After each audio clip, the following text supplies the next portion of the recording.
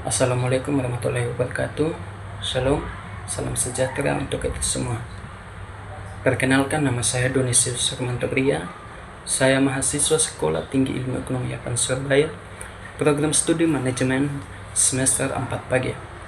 Pada kesempatan ini, saya akan menjelaskan sedikit materi mata kuliah studi kelayakan bisnis dengan dosen pengampu Bapak Rifki Suwaji, SMN, MM, CPS, CPH, CEP, dengan judul Pemahaman terhadap konsep utama pada aspek manajemen dan kebutuhan tenaga kerja dalam studi kelayakan.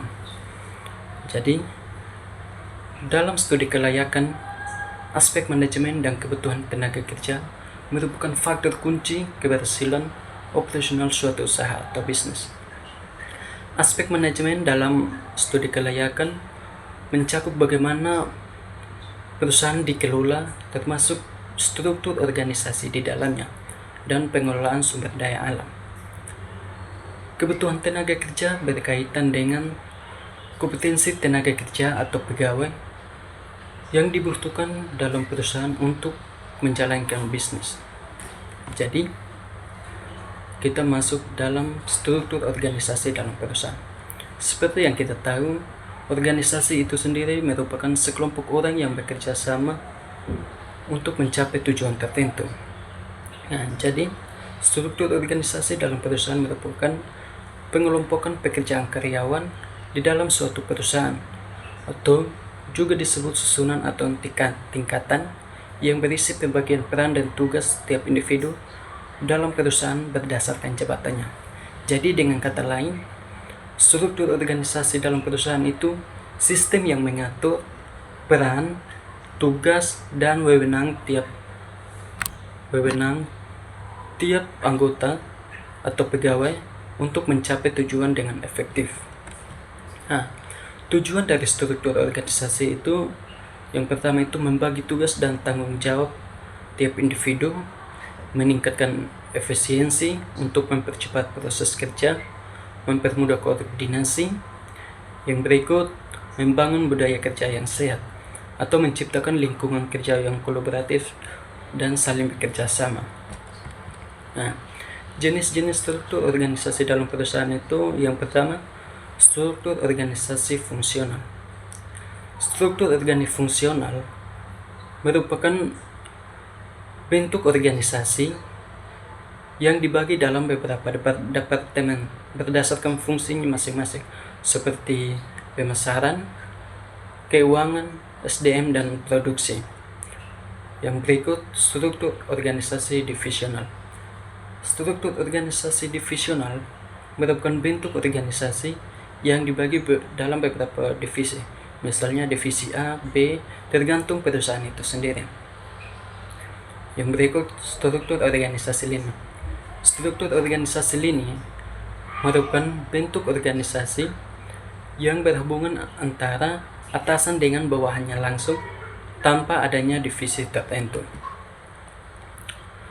Yang berikut, rekrutmen tenaga kerja. Rekrutmen tenaga kerja adalah proses mencari, menyaring, mempercayakan calon pekerja yang memenuhi syarat untuk mengisi posisi yang kosong dalam perusahaan. Tujuan dari rekrutmen tenaga kerja ini untuk mendapatkan tenaga kerja yang memiliki pengalaman, keahlian dalam bidang tertentu dan mengisi posisi yang kosong dalam perusahaan untuk mencapai tujuan yang efektif. Aspek-aspek yang dilalui dalam rekrutmen yaitu proses seleksi, yaitu kegiatan yang dilakukan perusahaan untuk dapat mengambil keputusan tentang siapa dan dari mana calon pegawai, dalam hal ini yang memenuhi syarat untuk diterima di perusahaan. Nah, proses seleksi ini mencakup berbagai macam tes, wawancara. Nah, dari hasil tes ini, para manajer atau HRD akan menilai siapa yang cocok untuk mengisi posisi yang kosong dalam perusahaan itu. Dan yang berikut penempatan. Nah, jika sudah diterima dalam perusahaan, Yang berikut itu para manajer akan menempatkan atau memberikan tugas berhubungan dengan pekerjaan yang harus dilakukan oleh pegawai tersebut.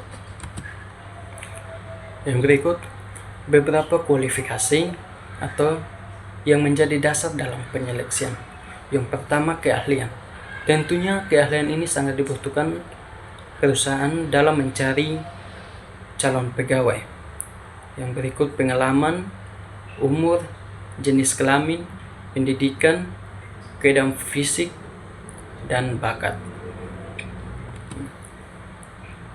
Yang berikut kesimpulannya.